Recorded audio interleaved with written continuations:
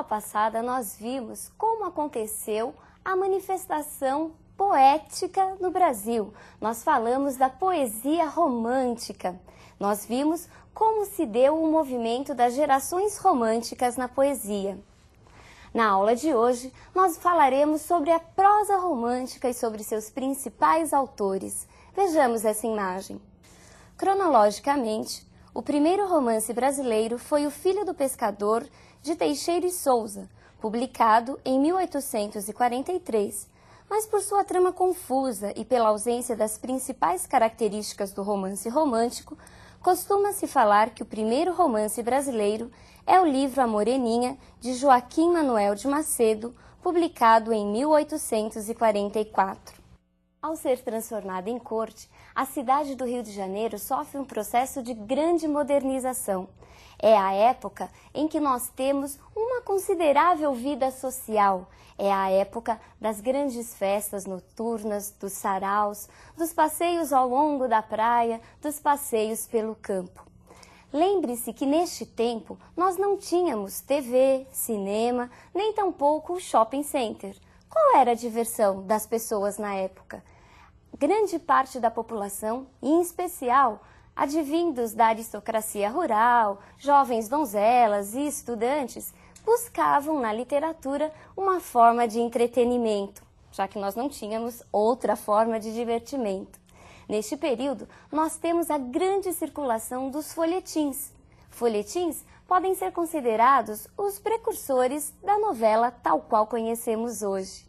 Neste período também nós encontramos uma intensificação daquelas características que nós vimos na aula passada. Nacionalismo, preocupação com o resgate histórico. Tudo isso vai influenciar e vai estimular o desenvolvimento do romance romântico no Brasil. Mas você deve estar perguntando, romance romântico? Isso não é pleonasmo, Edna? Não, não é pleonasmo. Nós temos romance romântico, romance realista, romance modernista. Na aula de hoje, nós falaremos deste tipo de romance, do romance romântico. Existem várias classificações para os romances românticos. No nosso curso, optamos por uma classificação temática. Nós temos, ambientado na corte, o romance urbano. E temos o romance regionalista, histórico e indianista, ambientados na província, no interior do Brasil. O romance urbano, como o próprio nome já diz, era ambientado na cidade. Ele retratava a sociedade da corte, a sociedade da cidade carioca. Nos romances românticos urbanos, nós encontramos as descrições das grandes festas, dos saraus e dos passeios, como vimos inicialmente. A essa temática dedicaram-se Joaquim Manuel de Macedo, José de Alencar e Manuel Antônio de Almeida. No romance regionalista, nós encontramos autores preocupados em mostrar uma identificação do homem com o ambiente físico. Os autores regionalistas buscavam retratar em suas obras paisagens e espaços do Brasil que até então mostravam-se livres do contato com o colonizador, com o europeu. Nessa obra nós temos um caminhar, um deslocar da literatura que permanecia pela faixa litorânea para o interior do Brasil. Nesta temática destacam-se José de Alencar, Bernardo Guimarães, Visconde de Toné e Franklin Távora. Nos romances históricos, nós encontramos um forte traço, uma forte marca da imaginação. Mas eles não eram históricos? Sim, eles eram históricos, mas o fato histórico era apenas um gancho, um motivo para que o autor escrevesse, criasse toda a sua história. Nessa temática, vejamos quais são os principais autores. Destacam-se José de Alencar e Visconde de Toné. Mas é o romance romântico indianista, o romance considerado símbolo de todo esse período, de toda a prosa romântica. Neste romance indianista, nós encontramos, mais uma vez, a retomada dos valores e das belezas naturais do Brasil. Neste texto, nestes romances, nós encontramos a figura do índio, que passa sempre a ser um herói de toda a trama. O índio é visto como bom selvagem. Ele é sempre bom, bonito e forte. Vejamos qual foi o autor que se dedicou a essa temática. Nós temos o grande representante José de Alencar. Durante a explicação, você deve ter notado alguma repetição. Nessas telas em que você acabou de ver, um autor se repete. Que autor será esse? Vejamos as telas novamente.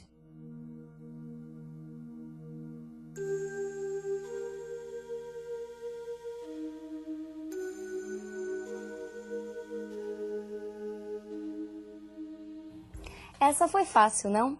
José de Alencar foi o grande representante da prosa romântica no Brasil e escreveu romances que tratam de toda essa temática, de toda a temática do período. Escreveu romances históricos como As Minas de Prata, em que conta a história, a busca de um tesouro perdido pelos aventureiros e por imigrantes, e também escreveu romances regionalistas, como O Gaúcho, em que narra, em que conta toda uma trama que se passa nos pampas do sul do Brasil. Vejamos agora a imagem de José de Alencar. José de Alencar, o nosso símbolo, o homem da prosa romântica do Brasil.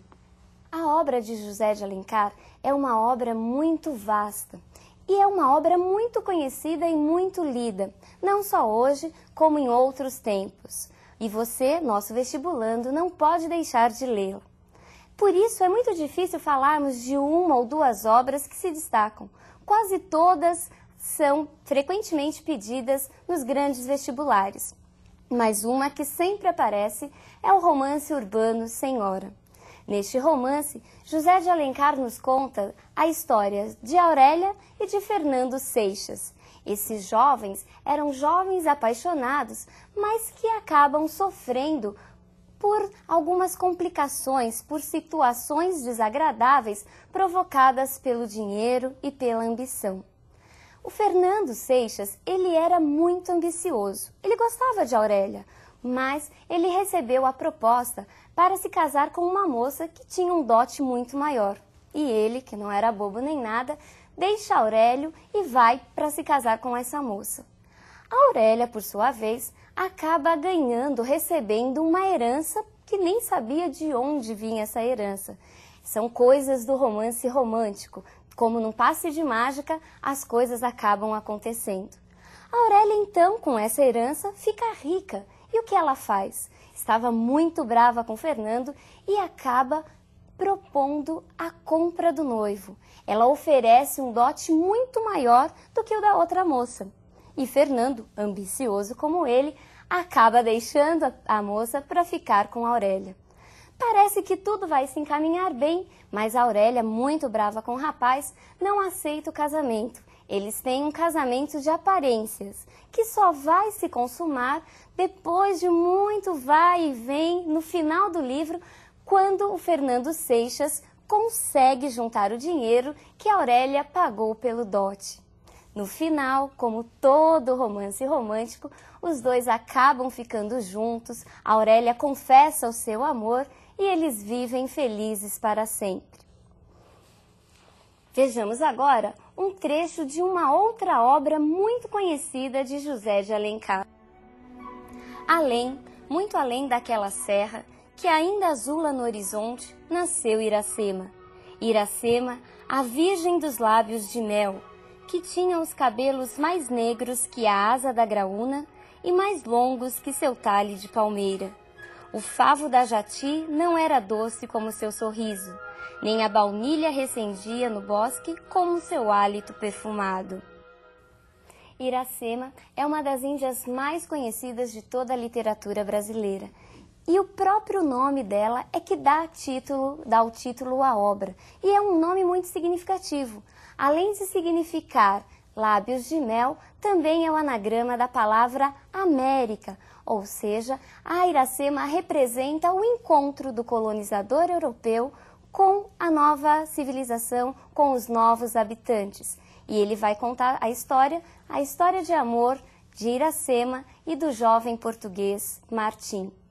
Outro grande e importante autor desse período é Joaquim Manuel de Macedo, o Macedinho, mas sua importância se deve mais por ter sido ele o autor da obra introdutora do romantismo no Brasil, A Moreninha. Vejamos uma de suas primeiras capas. Segundo a crítica literária, o livro A Moreninha é uma obra ingênua, extremamente sentimental, um livro de enredo simples que conta a história de amor de Augusto e Carolina. O obstáculo à união dos dois era uma promessa de amor feita por Augusto, ainda menino, a uma garota desconhecida. Memórias de um Sargento de Milícias, de Manuel Antônio de Almeida, é outro livro muito importante da prosa romântica. Ele é considerado uma obra inovadora. Por quê? Porque traz elementos diferentes que acabam destoando um pouco dos romances que vimos até agora. Ele traz a figura de Leonardinho, considerado um anti-herói se comparado às características dos heróis românticos. Mas, embora inovadora, não pode ser considerada como uma obra precursora do realismo, pois seu realismo ainda é muito ingênuo e despretensioso. Vejamos agora um outro grande e importante artista desse período, mas já numa outra área. Vejamos agora a imagem de Martins Pena, que consolidou o teatro popular brasileiro. Martins Pena escreveu comédias de costume sobre a sociedade carioca da época. Em suas cenas rápidas e engraçadas aparecem vários tipos populares. Foi muito popular e muito assistido durante o período. Então não se esqueça, hoje nós falamos da prosa romântica e nessa prosa destaca-se a figura do grande José de Alencar. Por hoje é só, um abraço e até a nossa próxima aula.